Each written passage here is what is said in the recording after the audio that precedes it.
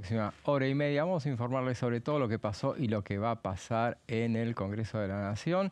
Terminando una semana muy intensa con muchísima información, una semana que arrancó con el fallo de la jueza de Nueva York, Loretta Preska, que bueno, impactó fuertemente, que tiene que ver con YPF y que impactó fuertemente en toda la política nacional, en el gobierno obviamente, y tuvo mucha repercusión obviamente, previsiblemente, en el Congreso de la Nación. Y después siguió, bueno, con una sesión que tuvimos el miércoles, bueno, donde pasó de todo. Fue una sesión que tuvo un final abrupto, pero que no terminó en la nada, sino que terminó con parte de lo que se proponían. Tal vez lo más importante que iban a tratar terminó siendo aprobado, no sancionado, no eran leyes las que se iban a tratar, eran emplazamientos y los dos más importantes se aprobaron y de los mismos vamos a hablar a lo largo de este programa. Ayer hubo mucha actividad en el Senado de la Nación, también vamos a hacer un repaso de eso, pero bueno, todo durante esta hora y media que les aseguro nos va a quedar muy corta. Vamos ahora primero a los títulos y después seguimos con el programa.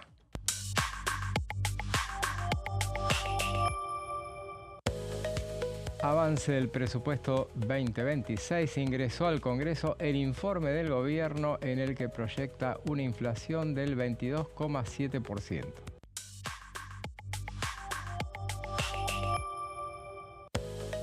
Emplazamiento de emergencia sanitaria en salud pediátrica. Bueno, las comisiones de Acción Social y Salud Pública, Familias, Niñez y Juventudes, Presupuesto y Hacienda se reúnen el martes 8 a las 12 horas.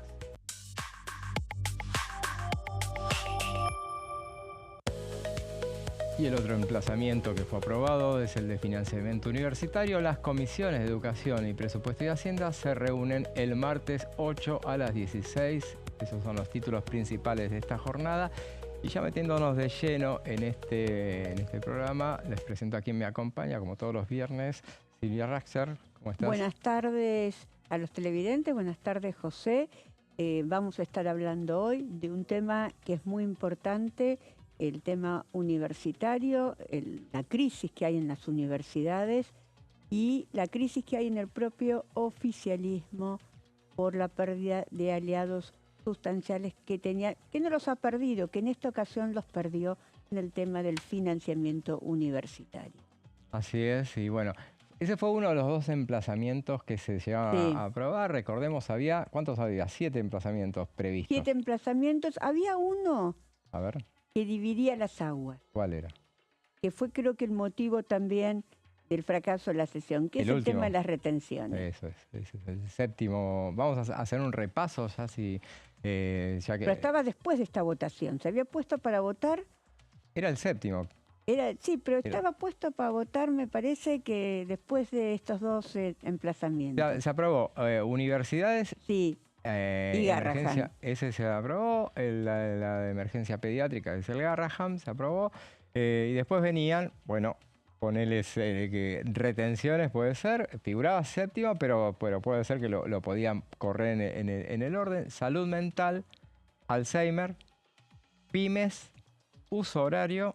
Y bueno, esos... No había conflicto con eso. El conflicto era retenciones que UP no quería, que UP está de acuerdo con la decisión del gobierno de haber aumentado las retenciones. UP tiene un conflicto histórico con los sectores del campo y no quiere bajar las retenciones. Claro. Dice que es el sector que más tiene, que es el que más tiene que aportar. Y ese punto de la agenda.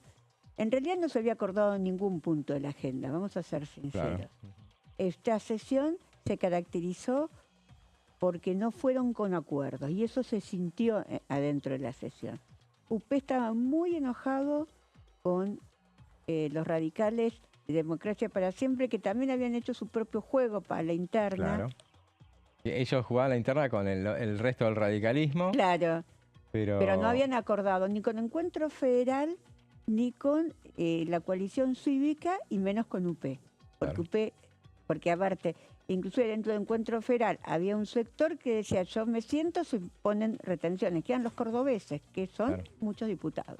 Y bueno, y había enojo de Unión por la Patria justamente porque habían abierto el temario, los de Democracia para Siempre, que habían sido los convocantes, los Sí, principales convocantes, lo habían abierto para incorporar el tema de retenciones a pedido de los cordobeses. gobernadores de las zonas núcleo también, Sí, bueno, porque también estaba Santa Fe y cosa Entre rara, Ríos. Frigerio mandó a sus Bueno, diputados. sí. Igual Frigio no estaba pidiendo el tema de retención, fundamentalmente Santa Fe y Córdoba. Ujú. Pero bueno, estuvo Forquio, Morchio, Morchio. que generalmente no da quórum. Y después estaba el tema de retenciones. Si bien el tema que, a ver, que frustra, que pudre la sesión, por hablar en criollo, eh, son, para mí es otro tema. Es eh, la tensión que se había generado a partir de la detención de las militantes kirchneristas por el por la contravención en la puerta, pues la verdad que no fue un delito, fue una contravención. En la ciudad de Buenos Aires hay una contravención. Sí, es curioso, pero está participando en la investigación la justicia federal, Por eso, justamente. parecía que puede ser, en cualquier caso en la ciudad de Buenos Aires hay un conflicto. Sí. Esa característica es una mediación, los mediadores son una contravención, no Claro, es sí, sí, otra sí. cosa. Pero bueno, la jueza lo interpretó de otra manera. Si bien es muy feo que te insulten, que te tiren las cosas que le tiraron a Esper el Ujú, 17 de junio del mes pasado, ujú. eh, me parece que no era para... es una Sí, sí, medida muy extrema la que tomó la la jueza jueza, y sí. eso había generado mucho, digamos, mucho malestar dentro del kirchnerismo que quería enfrentarse con Esper y lo demostró en el último minuto. Claro, una cosa que en definitiva uno se pregunta si no podía, si esa era la intención, bueno, se podía hacer en otro ámbito, realmente no ahí en pleno debate, aparte lo que decíamos ayer, cuesta tanto reunir el quórum, avanzar, pero bueno, claramente todos interpretan que había una intención deliberada de romper la sesión Exactamente, había y dos sectores que a quienes les convenía. le convenía obviamente al oficialismo, Sí, obviamente le convenía. No es que el oficialismo en este caso haya tenido alguna participación en la ruptura de la sesión, en realidad, pero y al otro la era hizo UP la ruptura. Unión por la Patria, claro, Claro, claro, claro, que le cuando convenía. se enoja porque dice que Menem no cumple el reglamento, que Menem no les permite meter los temas que querían meter ellos de los DNU, pero no estaban dentro de la sesión esos Claro, temas, no estaban sí, dentro de la sesión, así es, estaban dentro de la segunda sesión que había pedido Unión por la Patria, así pero es. esos temas no estaban dentro de la sesión. Para incluirlo tienes que tener los 2/3, porque cuando un tema no está dentro de la sesión, Ujú. dentro del plan de labor, Claro, pero sí, pero lo que ellos querían era meter la moción, meterlo como moción y la moción sí la puedes meter en cualquier momento. Esa era sí, lo que la pasa que discusión era previamente, que, claro, la moción era por un lado estaba el tema de los DNU y por otro lado estaba una moción de Maximiliano Ferraro sobre, para plantear un otro emplazamiento, en realidad meter una moción para pedir otro emplazamiento para las comisiones de asuntos constitucionales por el tema Libra, para así es. cambiar la resolución del tema Libra y creo que tratar de destrabar ese desempate que hay permanente, que es una modificación de la resolución. Ujú. Acá igualmente, bueno, lo que sí se alcanzó fue los dos emplazamientos Sí, que en eso coincidía UP y dijo, bueno, nosotros vamos a hacer, en privado ellos decían, vamos a avanzar con esos dos temas y después Dios dirá. Y finalmente se registraron los emplazamientos y sobre esos temas, esto nos decía el diputado nacional Eduardo Toñoli en Orden del Día. Parte de lo que sucedió ayer tiene que ver con que hubo una sesión a la que el bloque mayoritario, o por lo menos la primer minoría de nuestra Cámara Baja, ese bloque, el más grande, fue sin que se lo haya convidado a armar el temario. Claro. De esa sesión. Por supuesto que fuimos porque lo dijimos desde que empezó este proceso. A cada sesión que sea convocada por sectores de la oposición, no importa qué sector, y donde haya temas que nosotros creemos que tienen que ser resueltos, aun cuando no nos inviten a convocar a esa sesión ni a armar el temario. Si están esos temas, vamos a estar. Y esos temas eran ayer la emergencia del Garrahan y el aumento de las partidas para las universidades públicas nacionales. Ahí estuvimos, logramos esos dos objetivos. También tengo que decir que quienes convocaron explícitamente nos dejaron afuera a la hora de discutir el resto del temario, donde ingresaron casi por la ventana y pocas horas antes de la sesión algunos temas que ameritan una discusión profunda, como la cuestión de las retenciones, hasta dónde, cómo, de qué manera retocamos el esquema de retenciones, cosa que en la que estamos de acuerdo, pero que a la que nos querían llevar de las narices.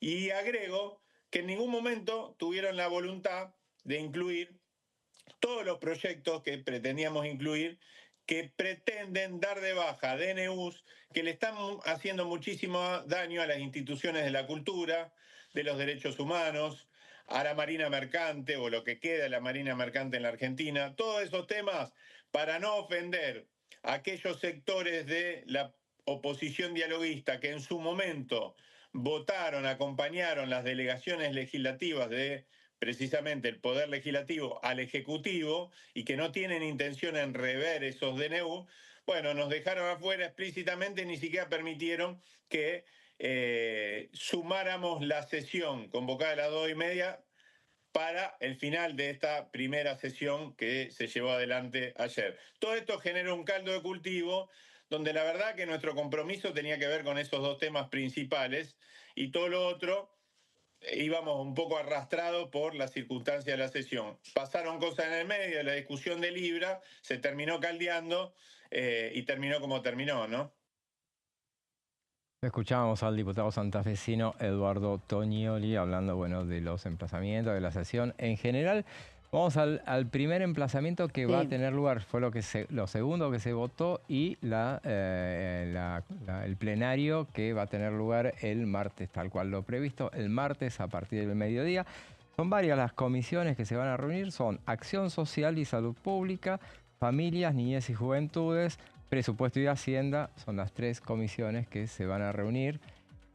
Vamos a contarle a la audiencia cómo es, de qué hablamos cuando hablamos de emplazamiento. Emplazamiento es el recurso que ha encontrado el Congreso de la Nación o la oposición en sí para disponer por qué está trabada un tema en comisión. Porque no sé, porque bueno, cuando el oficialismo maneja determinadas comisiones y ese tema no le es conveniente, no Claro. abre la comisión. ¿Y cuál es la que está trabada? No, había Presupuesto. bueno, en el tema este era una sola, pero en el tema de universidades son las dos. Las dos porque Porque educación. Alejandro Finocchiaro nunca convocó para claro. tratar el tema universitario. Y Claro, los pero proyectos eso lo están dejamos para el final presentados. igualmente. No, pero digo que sí. no es solo presupuesto. Claro. Pasa en general con los temas, Mayorás no te la abre la Comisión de Asuntos Constitucionales, sino es un tema que le interesa especialmente. Lo que pasa es que, claro, presupuesto, como están prácticamente todas las comisiones, todos los temas tienen... Y sí, si tiene impacto fiscal, tiene presupuesto. Porque ¿cuáles son las cuestiones que le preocupan al gobierno? Que siempre ha hecho una biblia de ese tema. Bueno, lo que tiene gasto fiscal, justamente. Entonces, bueno, tiene que pasar inexorablemente por presupuesto. Y en este es uno de los casos. Esto de la emergencia sanitaria en salud pediátrica. Y bueno, presupuesto es la comisión que preside José Luis Esper. Las otras dos comisiones, Acción Social y Salud Pública, es la que preside Pablo Yedlin. Ya sacó dictamen. Claro, y Familia, Niñez y Juventudes tiene dictamen también de Roxana Reyes, santacruceña de... ¿Tiene dictamen o lo empezaron a tratar? Creo que tiene dictamen. Pero ¿por qué se reúnen las tres si ya hay dos dictámenes o al menos uno, que coincidimos que Acción Social y Salud Pública ya tiene dictamen? Sí. Pero porque decían, en ambos casos se van a reunir todas las comisiones por si quieren cambiar algo en el momento, porque sería una manera justamente de trabar el tema. Bueno, vamos a modificar, vamos a firmar dictamen, pero modificamos tal tema. Hablando de ese tema de los dictámenes, hay una diferencia sustancial. Yo me di cuenta ayer que por Noticias Argentinas estuve cubriendo en el Senado, no cubro mayoritariamente en diputados, pero a veces también cubro Senado. Sí. Y en el Senado el reglamento dice que los dictámenes, cuando hay más de una sola comisión, tiene que ser un plenario para que haya dictamen. También diputados lo pueden ir haciendo comisión por comisión, pero el Senado es diferente el reglamento y no tiene emplazamientos el Senado. Eso se supo esta semana. Sí. ¿No tiene emplazamientos? No, ahí. no. ¿Tenés? Son tan distintas las dos cámaras. Digo, en el reglamento son muy diferentes. Ahora que voy a las dos cámaras en esta nueva gestión, porque yo estuve muchos años en Telam y ahora estoy en NA, y en NA, bueno, somos menos y se cubre un poco de todo y bueno, es lo mejor, y cubro las dos cámaras, sí, estoy aprendiendo también un poco. Mirá, a los casi 65 estoy aprendiendo más del Senado ahora, pero me tuve que... Pero ¿cómo que se me faltan las dos comisiones en plenario? Sí, el reglamento establece que cuando hay más de una comisión se tiene que trabajar en plenario. Claro, así y todo, desde la oposición no estaban muy convencidos con ese tema. Por ejemplo, cuando en la mañana del jueves... Sí, sacan en población, alguien le recuerda ese tema, pero sacan en población porque había una estrategia de autoconvocarse para presupuesto. ¿El martes no hubo una reunión de comisión también? El martes se reunió, que también la cubre, y legislación del trabajo. Bueno, legislación del trabajo, ahí circuló ese dictamen justamente. Sí, ahí también ahí se circuló el dictamen, tuvo 8 firmas. ¿Y eso tendría que haber sido plenario? ¿Cómo es entonces? Claro, también lo mismo planteó el oficialismo. Y en ese plenario tuvo 8 firmas. Si bien 9 estuvieron de acuerdo con el dictamen, todavía no había presentado el dictamen hasta por mesa de entradas Guadalupe Tagliaferri, que iba a presentar un dictamen propio, porque por ahora no hay técnicamente dictamen porque necesitas 9 firmas. Estamos hablando de los temas que aprobó la Cámara de Diputados, que tienen media sanción. Ese tiene que ver con las jubilaciones. Emergencia de discapacidad y las dos cuestiones jubilatorias. Eso era un comentario al margen de las diferencias que hay entre las dos cámaras. Ahora, bueno, el martes tenemos el tema del Garrahan. Claro, al mediodía. A las 12 del mediodía. Se va a tratar el proyecto de Pablo Schedlin, que ya tiene dictamen en Acción Social y Salud Pública. Sí. Y ahí, ¿qué es lo que están pidiendo? ¿Qué es lo que está diciendo ese proyecto? El proyecto dice que se tienen que otorgar, se va a declarar la emergencia por 2 años, y entonces esto de declaración de la emergencia también hay que otorgarle los recursos para que pueda, digamos, funcionar correctamente. Es un lugar de excelencia realmente el Hospital Garrahan. Es el único hospital que trata temas a nivel nacional, que trata temas oncológicos tan delicados de los niños. Y además fue un hecho muy impulsor, digamos, el tema, generaba mucha empatía entre los diputados, molestaba mucho en cuanto a más de un dialoguista que bueno, tiene cercanía con el gobierno, pero bueno, se sentía muy incómodo en no dar quórum para este tema en particular. Un día como el miércoles, en el que justamente bien temprano se supo ese cambio que tuvo que ver con las residencias, que a partir de ahora, bueno, los residentes pasan a ser... a ver, tienen un sistema doble, por lo que yo entendí. Sí, pueden mantenerse como ahora, en la misma situación. Después aclararon todo ese tema, no pasan a ser becarios.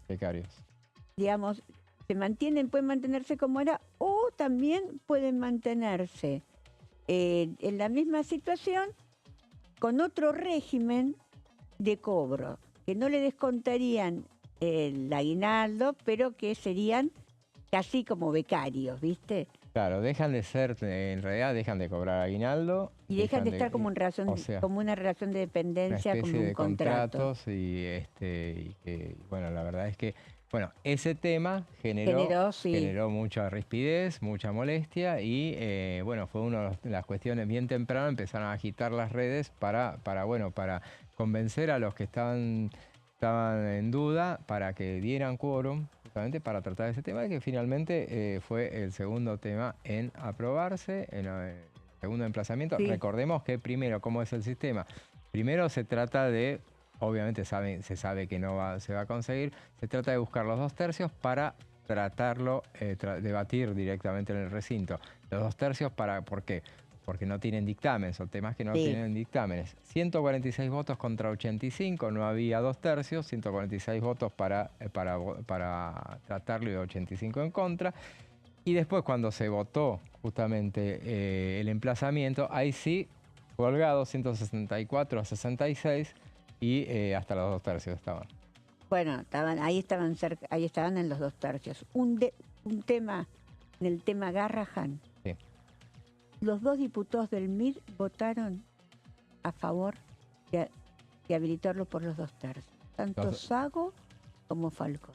No así Ibáñez. No así Ibáñez, que votó en contra. Cecilia Ibáñez, que se mantuvo más cerca del oficialismo. En todas las votaciones, ¿eh? Claro, te iba a preguntar por el otro emplazamiento, pero no quiero seguir spoileando, entonces lo dejamos para el final. Estoy hablando del tema del Garrahan. Me llamó la atención que esos 2 diputados hayan votado también para habilitarlo sobre tabla. Ajá, sí.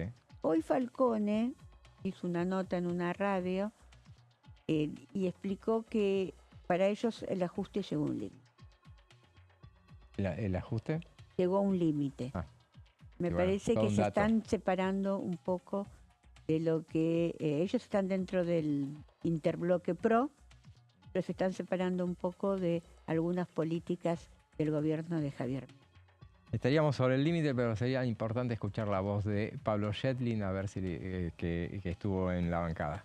La emergencia en pediatría surge de nuestra visita como bloque al Hospital Garrahan cuando nos fuimos a interiorizar de la crisis en los inicios de este problema, que obviamente el Hospital Garrahan ha tenido múltiples crisis a lo largo de su historia, como casi todas las instituciones en la Argentina, pero esta crisis es muy grave. Nunca ha sido de este tamaño la crisis. O sea, 200 profesionales haber dejado el hospital es claramente una muestra de vaciamiento de un hospital que no se va a sostener si no cambian algunas de las condiciones laborales y sobre todo salariales, y además tampoco tiene mucho sentido un hospital si los presupuestos no se actualizan en tiempo y forma. Nos contaban, por ejemplo, los oncólogos del hospital, que un medicamento que habitualmente era un medicamento que podía demorar un mes en conseguirse para una enfermedad grave en el hospital, hoy demora más de 6 meses. Y esto es lo que está pasando en líneas generales, y eso no es solamente un tema salarial, sino también un tema de recursos y de gestión detrás de estos recursos. Cuando el Garrahan se pone en riesgo, y esto es lo que tenemos que entender, y por eso la ley es de emergencia pediátrica, toda la pediatría del sector público y también parte importante de la pediatría del sector privado de la Argentina corre riesgo, porque muchos pacientes del sector público y del sector privado, en los momentos de máxima complejidad, tienen que viajar al Garrahan. Para que tengan una idea, la mitad de todos los trasplantes en pediatría se hacen en este hospital. Las cardiopatías congénitas más complejas, las cirugías más ortopédicas, más complejas, se llevan adelante en este hospital. Entonces, la verdad es que lo que la ley pone es, además de garantizarle al Hospital Garrahan los recursos, además de esto, también deja claro que ningún profesional en hospitales pediátricos, tanto el Garrahan como cualquier otro hospital pediátrico, obviamente nacional, que no puedan cobrar menos del sueldo actualizado a lo que cobraban en diciembre del 24. O sea, al terminar el gobierno, diciembre del 23, perdón, o sea, el inicio del 24. Ese sueldo actualizado tiene que ser el piso salarial sobre el cual, actualizado por inflación, por supuesto, no debieran cobrar menos. Eso pasa igual con los residentes. El ministro Lugones está citado a la Comisión de Salud múltiples veces y nunca no ha tenido, digamos, ni nos ha contestado, digamos. No solamente el ministro Lugones. Hemos citado al ministro Russo, al ministro Lugones, al representante del PAMI. Los funcionarios de este gobierno, bueno, nosotros, escúchenme, el Pleno de la Cámara ha interpelado ministros que nunca han venido.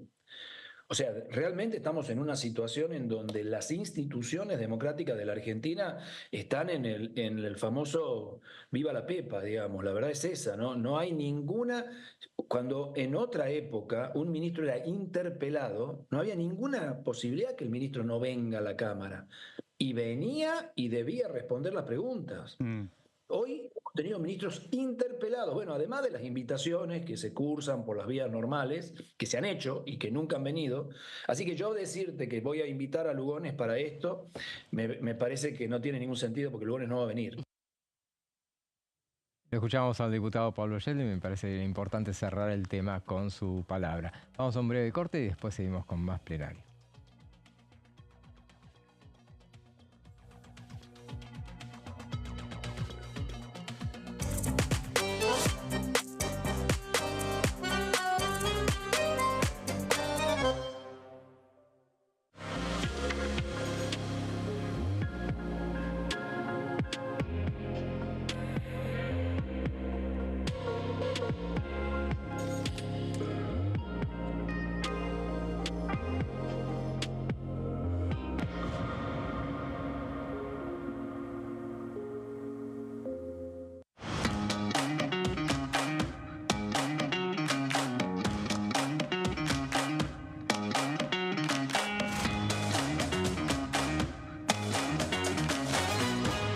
Pasos Perdidos, de lunes a viernes, 16:30 horas. Elecciones legislativas 2025. Lo que necesitas saber. El 26 de octubre, cada provincia elegirá a sus representantes en la Cámara de Diputados de la Nación. ¿Sabés qué bloques renuevan bancas? Este año se renuevan 127 bancas, la mitad de los diputados. Unión por la Patria renueva 46 bancas. El Bloque de la Libertad Avanza renueva 8 bancas. El Bloque del PRO renueva 21 bancas. La Unión Cívica Radical renueva 11 bancas.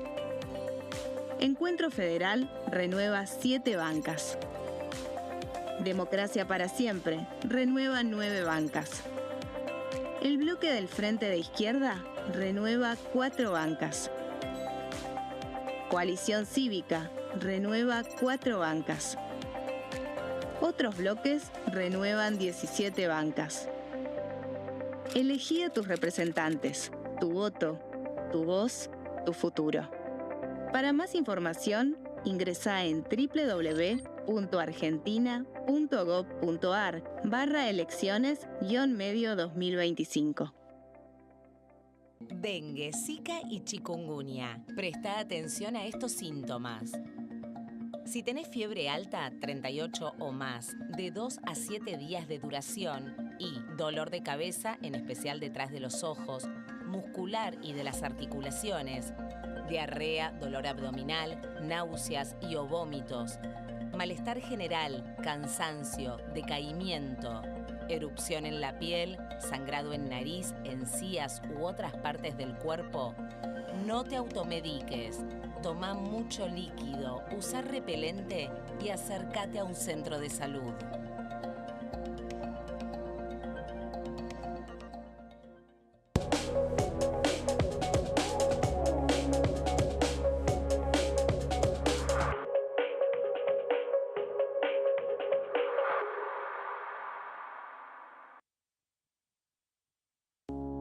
Las sesiones son el espacio donde los diputados debaten proyectos de ley para su aprobación, modificación o desaprobación.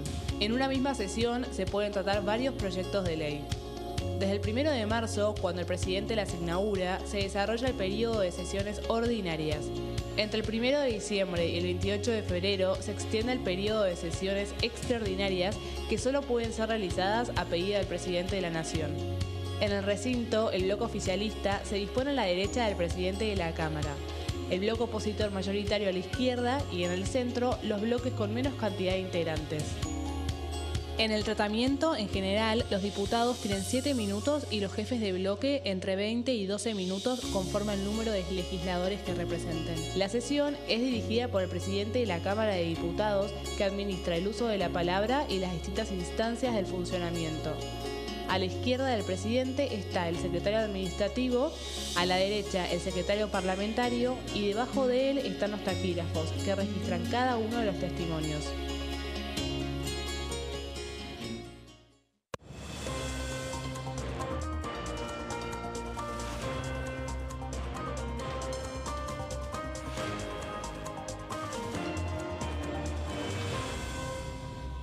Consenso, de lunes a viernes, 12 horas.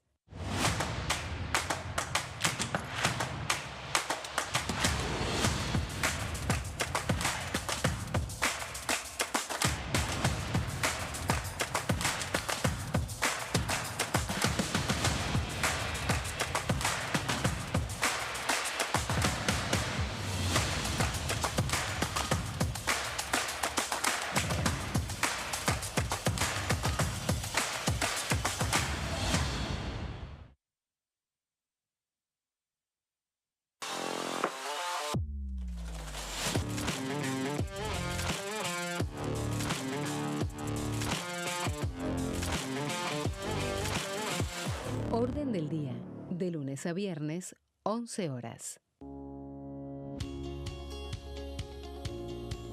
La Cámara de Diputados tiene 257 miembros. Los diputados debaten y sancionan leyes que rigen en todo el territorio nacional. Algunas de las más importantes son el presupuesto de gastos generales del Estado, el Código Civil, el Código Penal, la forma en que se rige el trabajo, las jubilaciones, entre tantas otras. Además, controla y hace un seguimiento de las políticas del Poder Ejecutivo a través de la visita de diferentes funcionarios o el pedido de informes, así como la posibilidad de realizar juicios políticos a los funcionarios. La duración de los mandatos de los diputados es de 4 años y pueden ser reelegidos indefinidamente. Desde el momento en que asumen y hasta el final de su mandato, no pueden ser acusados, interrogados judicialmente, ni molestados por las opiniones o discursos que imitan desempeñando su mandato. Son requisitos para ser diputado tener al menos 25 años, 4 años de ciudadanía argentina y haber nacido en la provincia por la que se postula o haber residido en ella los 2 años precedentes. Se agrupan en bloques que expresan partidos políticos o afinidad ideológica. Existen también los monobloques integrados por un solo diputado.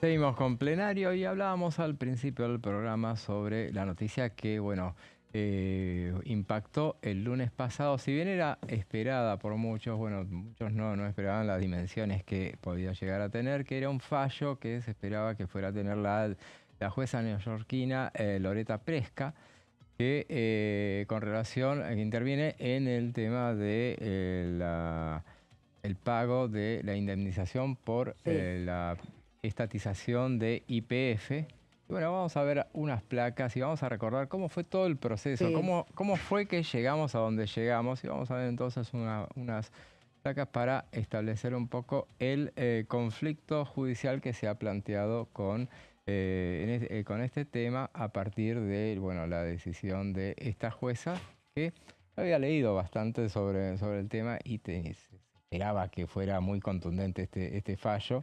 Algunos critican que los negociadores no habían sido alertados sobre la magnitud que podía tener, el impacto que podía llegar a tener, pero bueno. Claro, pues es una causa que lleva muchos años. Sí. Y que los gobiernos me parece que no han estado a la altura para hacer una buena negociación y en la materia. Claro. No hubiésemos llegado a este fallo.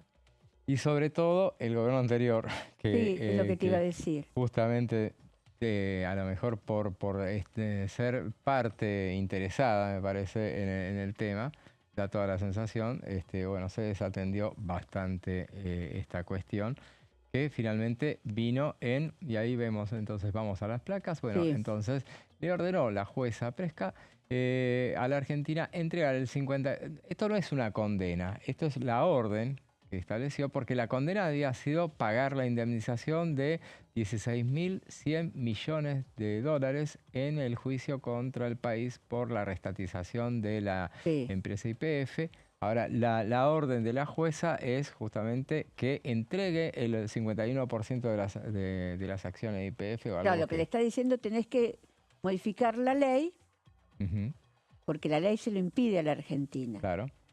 Para entregarme a mí el 51% de las acciones. Lo cual mete mucho ruido acá, porque o sea, no puede venir el poder de otro país justamente para imponer una decisión, para imponerle a otro poder justamente que tome una decisión de esas características.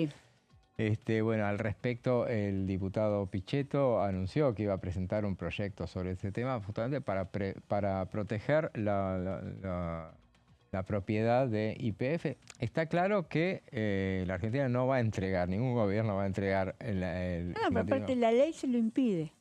Claro, el tema es cómo salís de esto. ¿Cómo salís de esto? Esa es la cuestión. Entonces, bueno, vamos a ver entonces el origen del conflicto. Un poco, bueno, vamos a ir contándolo. El conflicto tiene sus orígenes en 2012, ¿sí? Cuando la Argentina restatiza YPF al quedarse con el 51% de las acciones que pertenecían al grupo español Repsol. Bueno, la restatización y la prohibición del giro de dividendos es lo que había provocado la quiebra de dos compañías del grupo argentino Petersen, que es, bueno, los Eskenazi, que controlaba el 25% de las acciones. Bueno, un fondo de riesgo es el que compra los derechos de litigio de esas compañías. Se inicia una demanda contra la Argentina y esto es donde lo que nos lleva a donde ahora llegamos. Esa es la situación que nos plantea así. Lo que se ha puesto muy en duda, sí. El tema más grave es esto de la prohibición del giro de los dividendos, porque provoca la caída de dos empresas. Claro, sí. Es eso. Estamos hablando del cepo. El cepo cambiario que generaba, bueno, afecta a todas las empresas que trabajan en nuestro país. Es una vieja protesta. Todavía el cepo se ha levantado, pero para esas empresas no para las empresas, claro. Así que por eso dice que el levantamiento definitivo del cepo es un reclamo que se sigue haciendo, y no se puede hacer. No se puede hacer, no están las reservas. No, totalmente. Estamos muy complicados, me parece, en esa bastante materia. Lo que se hizo de manera imprevista justamente por eso. Pero bueno, vamos a remontarnos más allá en el tiempo, en una tercera placa. Vamos a ir al 24 de septiembre de 1992, entonces, cuando a través de la ley 24.145 de federalización de los hidrocarburos y privatización de YPF, esa es la ley que en tiempos de Carlos Menem, bueno, genera la privatización de la petrolera estatal. El 51% que queda en manos del Estado, o sea, la privatización no era total. El 39% pasa a propiedad de las provincias y el 10% propiedad del personal de la empresa. El Congreso lo que sanciona entonces es esa ley de federalización de los hidrocarburos y la privatización de YPF, es la ley 24.145, entonces que declara a YPF sujeta a privatización y divide su capital social en acciones. Entonces, porque cuando vamos entonces a lo que es la estatización, no, esa fue la privatización. Esta es la privatización, claro, vamos y venimos, ese es el tema. El 22 de junio de 1999, Repsol adquiere YPF. Entonces, pasan 7 años desde todo el proceso, digamos, privatizador, ese sujeto a privatización. Esto es en enero de 1999, entonces la petrolera Repsol compra el 15% originalmente de las acciones de YPF. El 30 de abril de ese mismo año hace una oferta pública para la adquisición del resto de las acciones. Finalmente, el 22 de junio, por eso marcamos esa fecha, de 1999, autoriza al gobierno la venta por decreto y la compañía pasa a controlar el 99% de las acciones. Sí. Ahí es que por eso dicen la acción de oro le queda al Estado. Exactamente. Ahí está. Tenemos entonces el 21 de diciembre de 2007, es otra fecha destacable porque es la familia Eskenazi, que ese es el grupo Petersen, ingresa a YPF, ingresa de la mano de Néstor Kirchner. Bueno, lo hemos escuchado bastante durante todos estos días. Sí. Este es el grupo Petersen, está liderado por Enrique Eskenazi. Firma entonces el 21 de diciembre de 2007 un acuerdo con Repsol y YPF para adquirir entonces como decíamos, el 25% de las acciones a través de Petersen Energía Inversora y Petersen Energía, que están radicadas en España, que son las que después dicen que quiebran justamente porque no pueden tirar los dividendos. Dividendos, sí. Estos se radican en España por pedido de los bancos que prestaron el dinero para la operación, digamos todo. Esta parte es la que recibe 16.000 millones de dólares, o debería recibir en concepto de indemnización. Sí. Porque cuando se estatiza, se le paga a Repsol, pero se olvidan de pagarle a esto. Daban por hecho como que fue un negociado, me parece, o sea que nunca se les pagó. Y hoy por hoy la empresa vale 12.000 millones. Y por ese porcentaje de 25%, entonces la justicia norteamericana le aplica por los intereses, todo eso, 16.000 millones. Recordamos, la operación de los Eskenazi se había hecho en 2 tramos. Se formaliza en el 2008. Los Eskenazi primero compran el 14,9% de las acciones. Y eso es en 2008, y en 2011 compran el 10,1% adicional. Entonces termina quedándose con el 25%.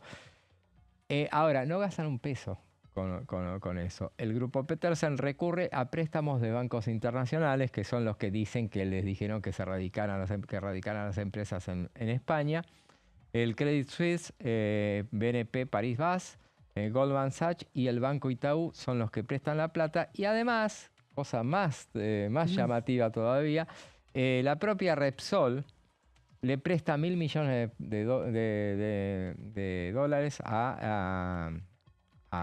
justamente a Petersen, a Eskenazi. El acuerdo contempla un esquema de reparto de dividendos que le permitiera a la familia Eskenazi pagar los créditos con esos fondos. O sea, lo compras en plata y a medida que en vez de retirar la plata vas pagando. Sí. O sea, es un negocio muy, muy curioso. Por eso se dice que la negociación o la discusión del tema en Estados Unidos no fue del todo como debería haberse hecho, porque justamente lo que se debería haber denunciado, y eso la justicia norteamericana atiende mucho eso, es que acá había un caso de corrupción, obviamente. Claro. Un caso de corrupción donde todos los caminos conducen hacia Santa Cruz y todos los caminos conducen hacia quien falleció en el año 2010.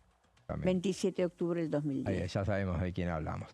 El saldo comercial externo, ¿qué es lo que pasa? ¿Qué es lo que llevaba? Hasta ahí llegamos a la privatización. Ahora vamos a la estatización. Hay un saldo comercial externo del sector energético del año 2011 que resulta negativo en 3.000 millones de dólares. Afecta al superávit comercial, que ya venía bastante cascoteado, tiempos de los Kirchner, pero ya no estaba Néstor Kirchner, había fallecido, como dijimos recién. Está Cristina Fernández de Kirchner. Y el tema del superávit comercial era para 2011 uno de los pilares de la política económica de ese tiempo y de cualquier otro tiempo, obviamente. En el marco de esta situación, había también lo que se denomina una posición dominante de 5 petroleras por sobreprecios en la venta de gasoil. Ese es el origen de la discusión. A las empresas de transportes, entonces, del gobierno de Cristina y los gobiernos provinciales nucleados en la OFEPI, que son la Organización Federal de Estados Productores de Hidrocarburos, son las provincias que componen esa organización, inician a comienzo de 2012 una fuerte presión sobre YPF para ver qué es lo cómo seguía este tema. Repsol, YPF estaba comandada por Repsol, el grupo Petersen, Y finalmente la presidenta de la Nación, Cristina Fernández de Kirchner, anuncia el envío al Congreso de un proyecto de soberanía hidrocarburífera. Eso es abril de 2012. Eso declaraba, vuelta a empezar, de interés público. Antes había sido sujeto a privatización, ahora declara de interés público el logro del autoabastecimiento y la actividad petrolera. Eso establece entonces la expropiación del 51% de las acciones de YPF, sociedad anónima, que pertenecían nunca a volvió Repsol. a ser del todo estatal. Siempre que es un sistema mixto, que por eso muchos diputados, cuando se querían estatizar privatizar otras empresas, dicen, bueno, aceptamos, decía Encuentro Federal, el sistema mixto como el de YPF. Claro. Lo proponían para el caso de Aerolíneas, que el gobierno lo quiere privatizar, todavía nunca avanzó esa ley, está ahí durmiendo el sueño de los justos, porque no tienen los números. Alguna vez avanzaron, pero no. Empezaron con todo, pero terminaron el mismo día. Exactamente, fue una reunión informativa y nada más, pero la realidad es que no se puede hablar de una estatización completa, se estatiza la mayoría de las acciones, no la totalidad. Claro, así es. El 25, ahora entonces vamos a llegar a, dijimos, en abril presenta Cristina Fernández de Kirchner la propuesta, el 16 de abril hace la presentación, y el 25 de abril de 2012, en la próxima placa lo vamos a ver, el Senado da media sanción al proyecto. Arranca por el Senado esa ley, 63 votos a favor, 3 en contra y 4 abstenciones. Ahí los radicales votaron a favor. Claro, sí. Es una sesión que fue muy larga, pero no tan larga como corresponde al Senado, no son tantos. 10:35 empezó ese día la sesión, terminó a la 1:32, tenemos todos los datos. 3 senadores del peronismo disidente votaron en contra. Recordemos, estamos hablando de 2012, ya el peronismo, el Frente para la Victoria se había dividido a partir de la guerra con el campo, eso había sido en 2009. Y bueno, entonces había un peronismo disidente, justamente, que son los que votan en contra. ¿Quiénes son? Adolfo Rodríguez Sá, Liliana Negre de Alonso, los dos puntanos, y Juan Carlos Romero. Quiero decir si ya estaba Juan Carlos Romero. Estaba, sí, pero cuando sea, y siempre lo vas a encontrar ahí, tiene muchísimos años en el Senado. Próximamente vamos a hacer un raconto de de cuánto tiempo llevan los legisladores en el Congreso. Mientras se abstuvieron la representante de la coalición cívica, María Eugenia Estensoro, hija de Pepe Estensoro, que falleció trágicamente cuando se hacía el proceso de privatización de YPF. Fue un gran presidente de YPF. También se abstuvieron los catamarqueños Oscar Castillo, Blanca Monchó, que eran del Frente Cívico y Social, y la legisladora del Frente Amplio Progresista, Norma Morandini, cordobesa ella y periodista, para más datos. No votaron en esa elección, votaron 70 de los 72. Carlos Menem se ausentó. Era muy incómodo para él estar ahí. ¿Qué hacía? ¿Votaba en contra, votaba a favor, el que la había privatizado? Y Roberto Basualdo, que estaba disconforme con la privatización, me parece, también con la estatización estaba disconforme. Votaron a favor, por ejemplo, personajes como Miguel Pichetto, que estaba también en el Senado, Ernesto Sanz, los radicales Luis Naidenov, Gerardo Morales. Los radicales históricamente están a favor de una empresa estatal de YPF, nunca estuvieron a favor de la privatización.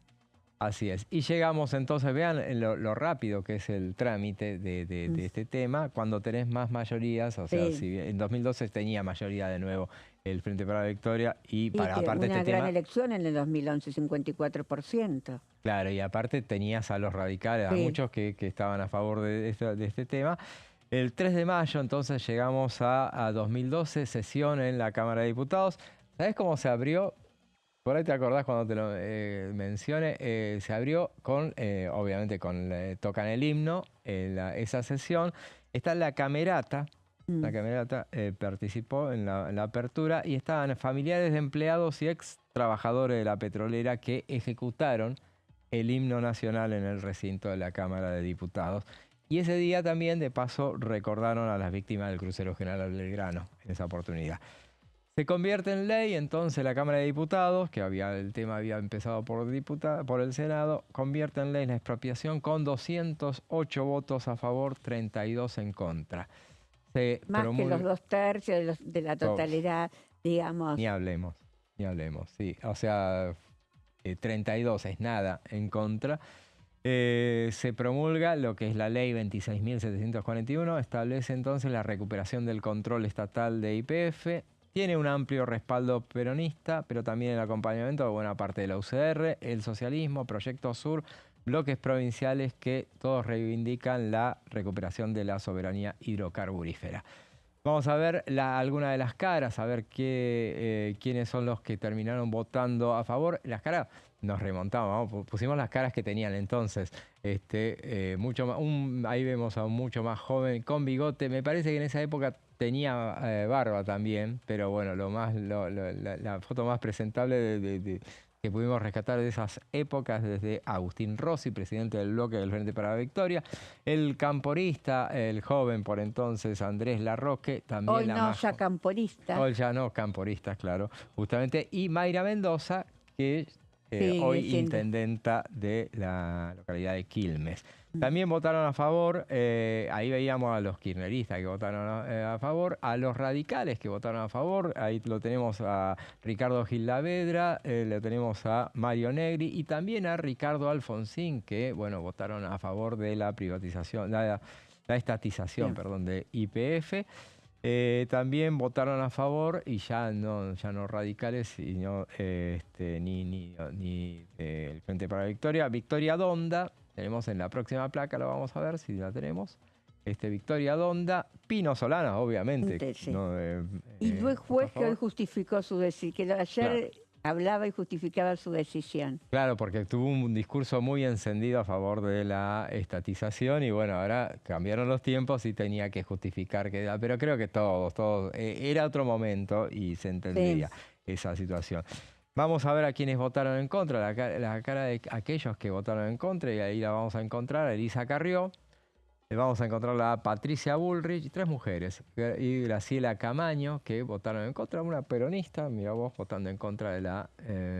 No le debía tener confianza a quienes impulsaban, en caso de Camaño, me parece que una desconfianza a quienes impulsaban el proceso de estatización. Y vamos a ver muy rápidamente, hacer un pantallazo, pero veloz, para así terminamos en hora y no como el bloque anterior. A favor votaron 208 votos, tenemos al Frente para la Victoria 116 votos, UCR 38 votos a favor, Frente Amplio Progresista 19, Unión Peronista 3 votos, PJ La Pampa 2, Proyecto Sur 3, Nuevo Encuentro 5 votos a favor, Frente Cívico por Santiago 7 votos, Coalición Cívica 2 votos y también más votos. A ver, en la próxima placa vamos a ver el Movimiento Popular Neuquino con 3 votos, Frente Peronista 4 votos a favor, Democracia Igualitaria y Participativa 1 voto, Salta Somos Todos de Olmedo era 1 voto, Unión por San Juan 1 voto, Movimiento Popular Fueguino 1 voto, Renovador de Salta otro voto y Santa Fe en Movimiento. Miren cuántos bloques que había por entonces, ahora se quejan, parece que siempre hubo muchos votos, bloques. Y vamos por la última placa. En contra votaron 32, pro 11, UCR 1 solo, Frente Peronista 17, Unión por Todos de Patricia Bullrich 1 voto, Partido Federal Fueguino 1 voto, Demócrata Progresista también, y las abstenciones fueron 5. Coalición Cívica y UDESO 1 voto. Y dicho lo cual, para entregar en hora, nos vamos a una breve pausa y después vamos con la parte final de plenaria.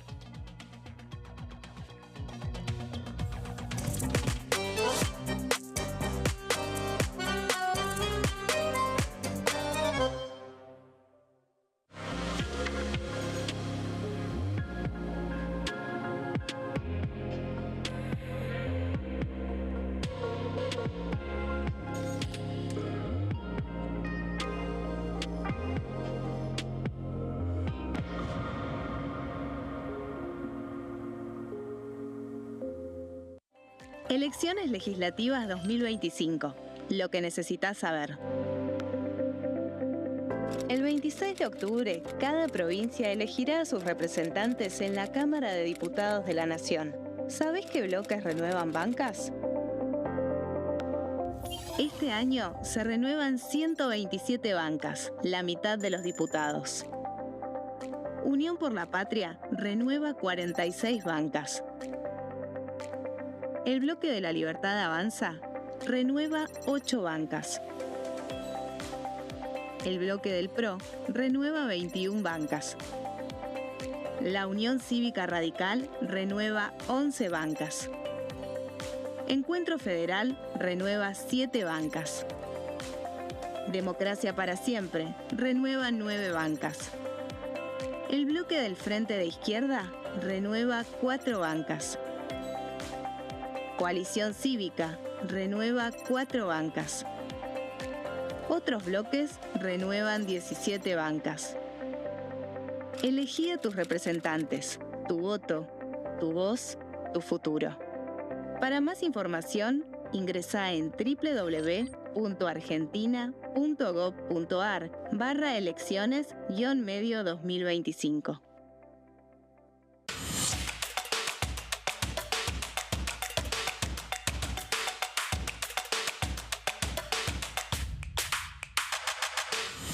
Quórum, de lunes a viernes, 14 horas. ¿Qué diferencia hay entre la Cámara de Diputados y la Cámara de Senadores? La Cámara de Diputados representa al pueblo de la nación argentina. Esto significa que las provincias más grandes y con mayor cantidad de habitantes tienen muchos más diputados que las provincias más pequeñas. La manera de establecer las cantidades es proporcional. La Cámara de Senadores representa a las provincias. Cada provincia envía 3 senadores al Congreso Nacional. El total de senadores es 72, dado que las provincias argentinas son 24.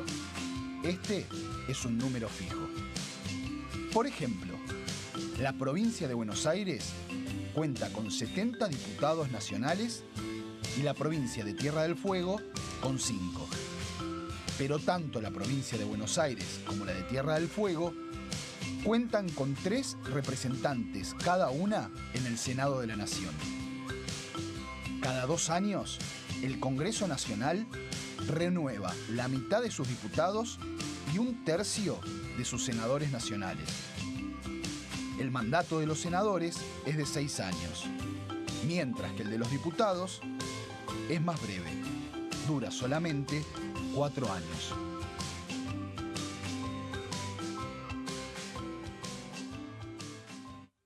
Dengue, Zika y chikungunya. ¿Cómo protegerte de la picadura de mosquitos? Para prevenir el dengue, Zika y chikungunya, evita que el mosquito te pique. Usar repelente siguiendo las indicaciones del envase. Cubrí brazos y piernas con ropa clara. En casa, pon espirales o tabletas. Usa tules o mosquiteros sobre camas o cunas. Coloca mosquiteros en puertas y ventanas.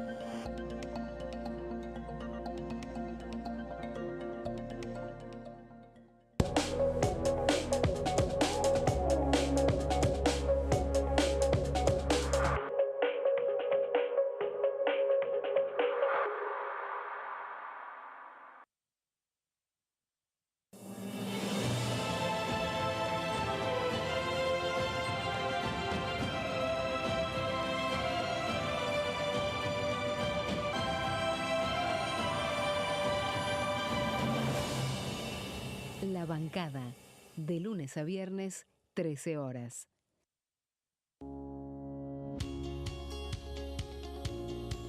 La Cámara de Diputados tiene 257 miembros. Los diputados debaten y sancionan leyes que rigen en todo el territorio nacional. Algunas de las más importantes son el presupuesto de gastos generales del Estado, el Código Civil, el Código Penal, la forma en que se rige el trabajo, las jubilaciones, entre tantas otras. Además, controla y hace un seguimiento de las políticas del Poder Ejecutivo a través de la visita de diferentes funcionarios o el pedido de informes, así como la posibilidad de realizar juicios políticos a los funcionarios. La duración de los mandatos de los diputados es de 4 años y pueden ser reelegidos indefinidamente. Desde el momento en que asumen y hasta el final de su mandato, no pueden ser acusados, interrogados judicialmente, ni molestados por las opiniones o discursos que imitan desempeñando su mandato. Son requisitos para ser diputado tener al menos 25 años, 4 años de ciudadanía argentina y haber nacido en la provincia por la que se postula o haber residido en ella los 2 años precedentes. Se agrupan en bloques que expresan partidos políticos o afinidad ideológica. Existen también los monobloques integrados por un solo diputado.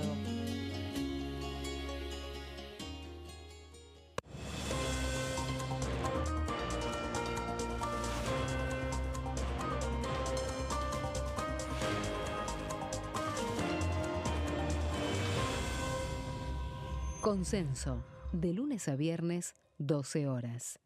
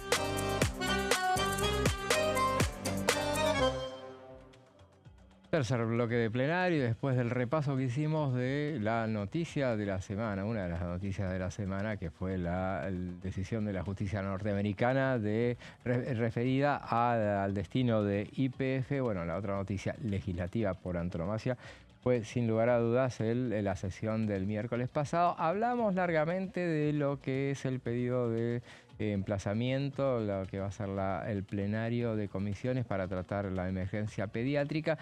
El otro tema que se aprobó, el otro de los 2 apartamentos que se aprobaron, tiene que ver con las universidades y de eso nos va a hablar Silvia. Bueno, la Cámara de Diputados aprobó el miércoles pasado, en esa sesión que después terminó, como dijimos, abruptamente. La verdad que muy desagradable que una sesión termine así, y menos de una pelea entre mujeres. Sí. Aprobó, por suerte, pudo, digamos, el motivo por el cual se convocó, pudo tener aunque sea una finalidad, que es aprobar o iniciativas o aprobar, bueno, los emplazamientos. No debería ser así, las comisiones deberían abrirse, pero bueno, son parte de las prácticas políticas que hay desde hace muchos años, no es de ahora que SPER decidió cerrar la comisión de presupuesto. Lo hicieron a lo largo, esta comisión la han cerrado a lo largo de todos los gobiernos. Sí. Pero finalmente este miércoles se aprobó un emplazamiento y el martes se va a tener que emitir dictamen y hay quórum, porque pensá que hay un feriado en el medio y eso a veces es muy complicado para los vuelos. Sobre ese tema habló justamente la diputada Margarita Stolbizer, les dijo antes de una de las votaciones. Sí, exactamente. Dijo, bueno, ojo que hay un feriado en el medio y bueno, puede ser incómodo. Uno diría también, bueno, pero está bien, tiene que venir igual. Pero, bueno, en algunos casos yo creo que algunos reemplazos va a haber de los diputados que no puedan tener. Claro, eso lo puedes resolver, no es eso lo pueden resolver. Sí. Acá, por lo menos en la Cámara de Diputados, se puede resolver. Bueno, vamos a ver la primera placa del tema que vamos a tratar en este momento. El objetivo es que tuvieron los opositores es buscan este martes avanzar con el tratamiento. Lo que el emplazamiento dice que tienen que emitir dictamen para aumentar los recursos para las universidades nacionales. Ese es el objetivo. ¿Cómo se logró que se avance en el tratamiento? Bueno, se logró a través de un emplazamiento que se votó por 168 votos a 61, una amplia mayoría. Después que se haya rechazado el tratamiento sobre tablas. Primero se rechazó el tratamiento sobre tablas que propuso la diputada de Unión por la Patria, Blanca Osuna, y luego se aprobó, digamos, porque se rechazó, pues no tuvo los 2/3, tuvo una amplia mayoría de 140 votos contra 90, pero no tuvo los 2/3. Claro. Entonces, después de que se rechazó, estaban los planes que se rechace, hubo diputados que no avalaron el tratamiento sobre tablas, especialmente los diputados de la UCR, los diputados, otros diputados, digamos, del MID, que en el caso de Garrahan sí lo había habilitado y en este caso no. Tampoco lo hicieron los diputados denominados peluca de Liga del Interior, pero sí después acompañaron el emplazamiento. De esto voy a hablar en un ratito. La cuestión es que pudieron, digamos, ahora, entonces las comisiones, después de este emplazamiento de educación que conduce Alejandro Finocchiaro y de presupuesto José Luis Esper, se van a tener que reunir el martes a las 4. ¿Cuál es la sorpresa que hubo en esta sesión y en este emplazamiento? Que hubo diputados aliados incondicionales del gobierno, incluso los acompañaron el año pasado con los vetos, tanto a la ley jubilatoria como a la ley de las universidades, que en esta ocasión apoyaron. ¿De quiénes estoy hablando? De los diputados del MID, Oscar Sago, Eduardo Falcone, y de la UCR oficialista, Liga del Interior, de Mariano Campero y Martín Arjol. Claro, claro.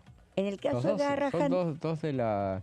Siendo que Campero era uno de los más enfáticos, peluca, ahora es uno de los más fastidiados, me parece, ¿no? Y en el caso de Arjol, bueno, está un poco empoderado con la buena elección que hizo en Misiones y el enojo que puede llegar a tener con que no lo dejaron participar de la misma... de la lista de los libertarios, exactamente. En el caso de Campero, Campero es un hombre que viene, digamos, que siempre cuenta que pudo ser abogado gracias a que había universidad pública. Claro. Digamos, es un hombre de las universidades. Viene de un sector que está muy ligado a las universidades como es el radicalismo. Claro.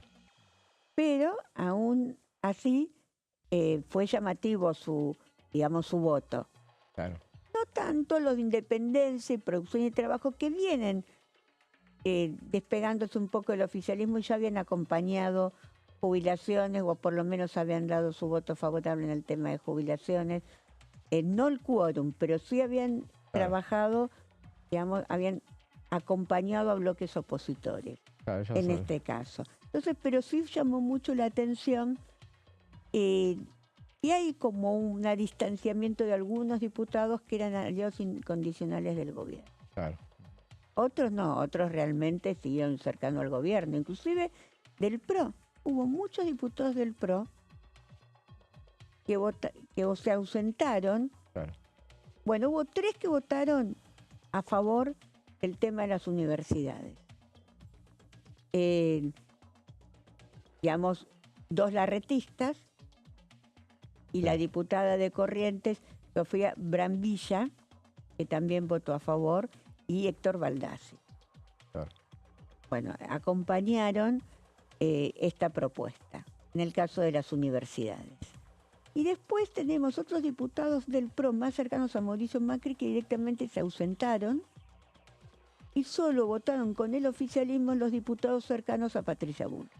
Claro. Son unos 20 nada más. A Patricia Bullrich y a Cristian Ritondo, que hoy está anunciando que se avanzó en el acuerdo con los libertarios. Los dos, sí, ahí son veintena, porque si no Patricia Bullrich tendrá 10, 12. 10 más o menos y 10 del otro lado. Claro. Y hoy ya está anunciando... sí, ahí dicen que sí, que ya lo anunció. Ya anunció hoy Ritondo de que se está, digamos, por lo menos hay acuerdo en el PRO para avanzar con un frente. Un frente que se va a llamar La Libertad Avanza. Pero lo importante, hacemos un paréntesis, lo importante en este caso para la libertad, para el PRO, era participar, que fuera frente. ¿Por qué? Por el hecho de, porque si vos en 2 elecciones no participás, por más que formes parte, pero no participás, perdés la personería jurídica. Está bien, está bien.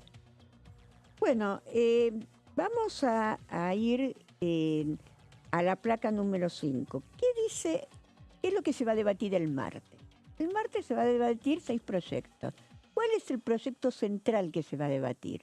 El proyecto central que se va a debatir es un proyecto diseñado por los rectores y que fue presentado por Blanco Osuna y Dania Tabela, una dirigente radical de Democracia para Siempre, muy vinculada a las universidades. Que entre paréntesis fueron las dos que hablaron en la parte esa, porque lo acordado era que para los apartamentos no hicieran discurso, no hubiera debate. Y entonces estaba acordado que presentara el tema Blanca Osuna, que tuvieron una interrupción para Dania Tabela, y ahí se coló, entre los dos también se coló Cristian Castillo, que después lo frenaron. El presidente de la Cámara le dijo, lo acordado era que hablaran solamente los que estaban establecidos. Le dijo, no, pero yo soy autor de proyecto. Bueno, pero hay 6 autores de proyecto, y si no, no llegamos más. Y bueno, habló un montón.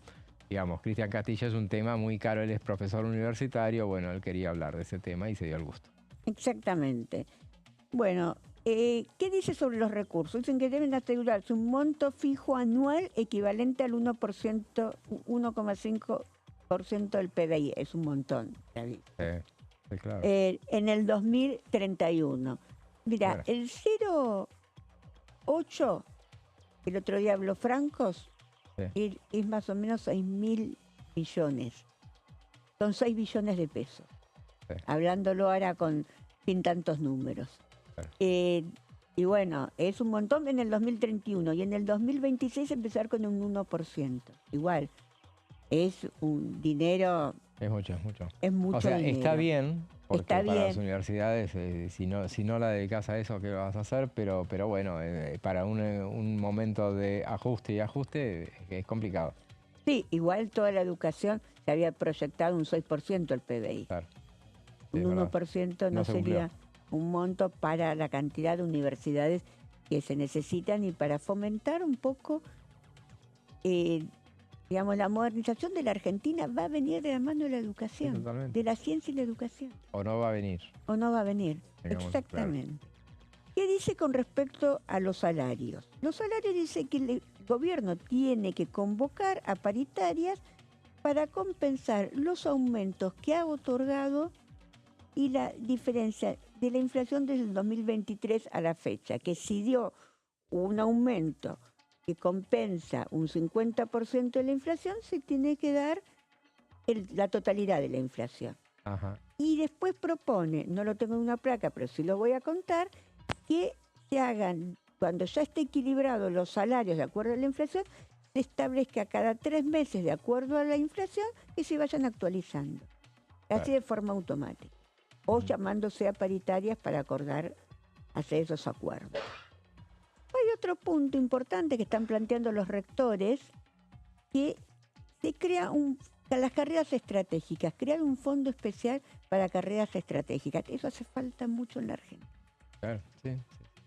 Y se crea un fondo de 10.000 millones de pesos para carreras estratégicas.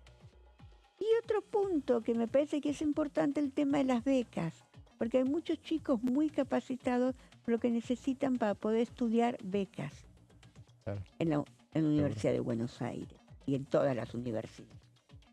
Y propone que el gobierno amplíe los montos de las becas universitarias, que parece que están bastante estancadas desde el año 2023.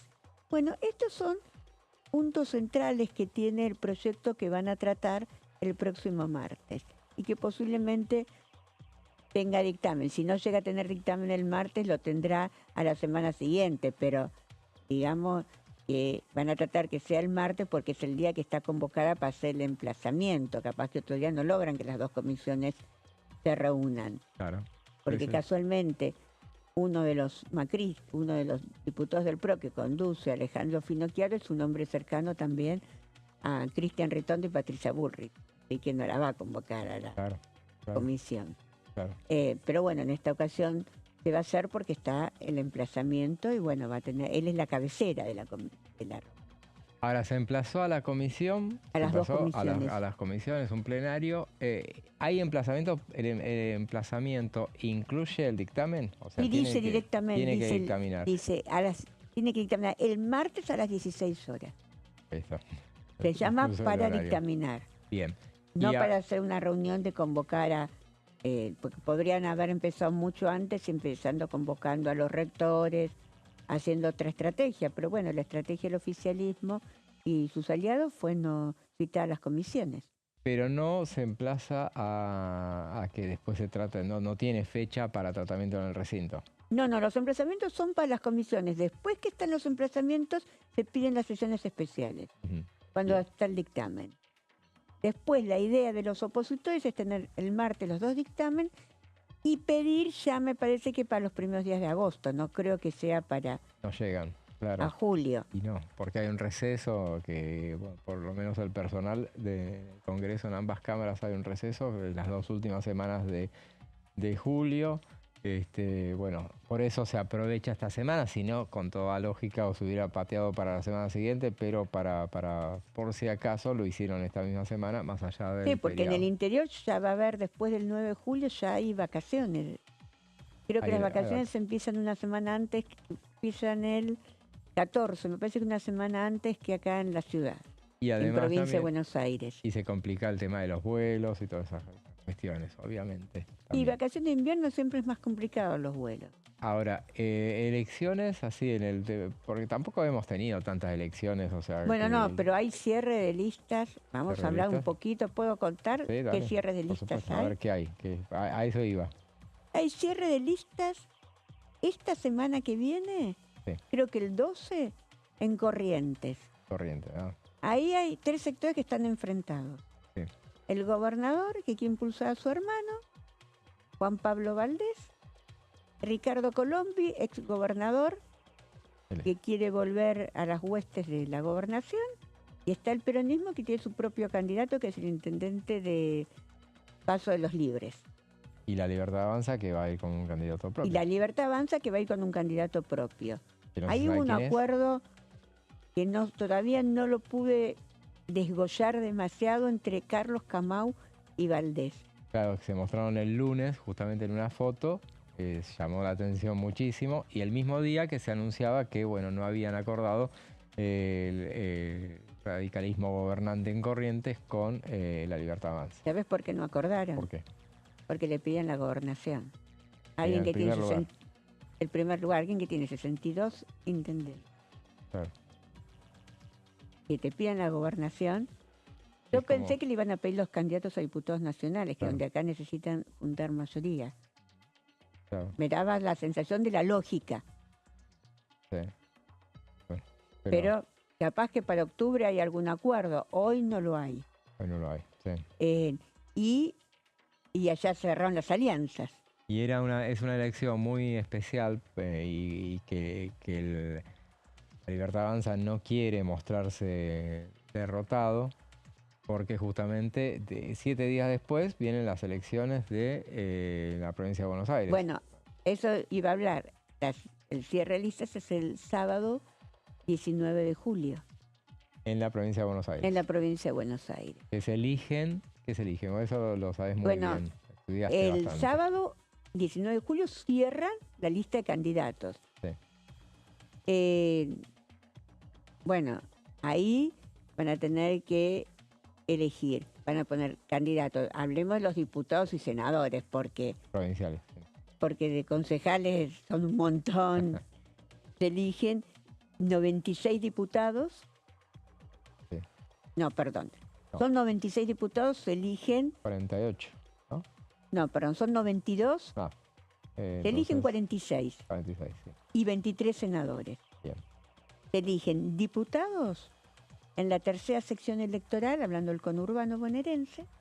Ahí es donde se iba a presentar la expresidenta Cristina Fernández de Kirchner. Se eligen en la segunda sección electoral, en la sexta sección electoral y en la Plata.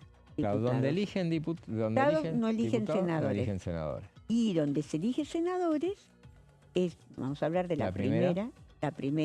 Sí. Una zona importante, la costa bonaerense, Mar del Plata, la cuarta y la séptima. Mar del Plata es la cuarta. No, la quinta. Quinta, ¿no? Ahí, la primera, hay bastantes versiones que podría ser, no sé si finalmente ocurrirá, Sergio Massa, el candidato. Tiene que ser, no creo que sea, pero bueno, veremos. Todo puede ser. Algunos dicen Catopodis también, que podría ser. Catopodis también podía ser. Sí. Por lo menos Catopodis estaba propuesto por el lado de Axel Kicillof. Sí. Y en la tercera, Magario. Verónica Magario. Bueno. También hablaban de Máximo Kirchner, pero difícil, ¿no? No lo volvieron a mencionar, pero bueno, el día también de cierre de listas va a estar complicado. Él también tiene mandato, Máximo Kirchner tiene mandato de diputado nacional hasta 2027. 2027, exactamente. Estuvo en la lista el 2023. ¿Fue cabeza de lista? No. No, cabeza de lista fue... En la de la... Ay, no me acuerdo. El 2023 no me acuerdo quién fue cabeza de lista.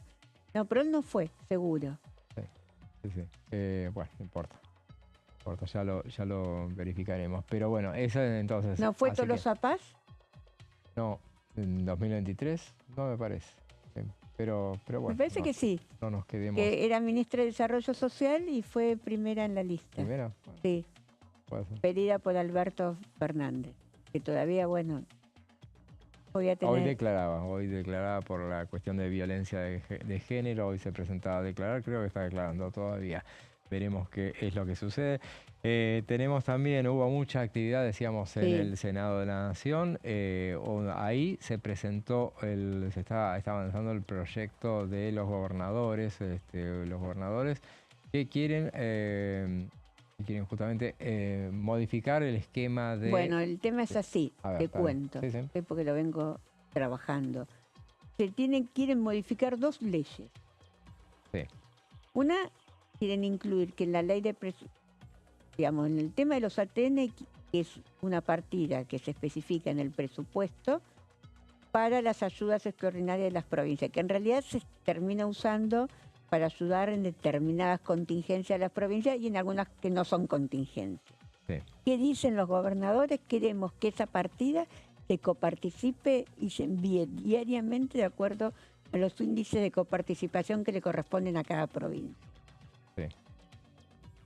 Y después, en el tema del impuesto al combustible, que ese es el más delicado, me parece, ahí el impuesto al combustible tenía una parte, que eso se mantiene, va dedicado a la seguridad social del 28,06%. Va dedicado a la seguridad social. Eso nadie lo toca. Claro. Pero a las provincias solo les correspondía un 10%. De ese 10%, el 60% de ese 10% se destinaba a un fondo vial que hoy ya no está. Claro. Y el resto se destinaba a las provincias. Y después, otro porcentaje importante, un 10%, se dedicaba al Tesoro Nacional y había distintos porcentajes que iban a los fondos que hoy ya no están. Y esa es la discusión. Esa es la discusión, veremos de qué manera. Hay algunos que dicen, bueno, si eso puede tratarse en el Senado, si puede entrar en el Senado tratándose de impuestos, y la mitad de la biblioteca dice que no, que tiene que entrar por diputados, y la otra mitad de la biblioteca dice que no están creando nuevos impuestos, sino que están reasignando partidas. No, es coparticipación, se puede tratar en el Senado. Se puede tratar en el Senado. Porque está cambiando la ley de coparticipación. No está bien, está cambiando los porcentajes de acuerdo a la ley, pero está cambiando la ley de coparticipación. Y ahora ya nos quedamos sin tiempo, pero bueno, mitad de biblioteca. Ayer decíamos justamente el hecho de que, bueno, será el momento de finalmente cumplir con el mandato constitucional de hacer una nueva ley de coparticipación. Veremos si se da la oportunidad, porque ahora por lo menos están los 23 gobernadores y un jefe de gobierno de acuerdo con impulsar modificaciones. Veremos si dan los tiempos. A nosotros no nos dan los tiempos. No, ya hemos terminado. Para seguir, completamos les dije que nos iba a quedar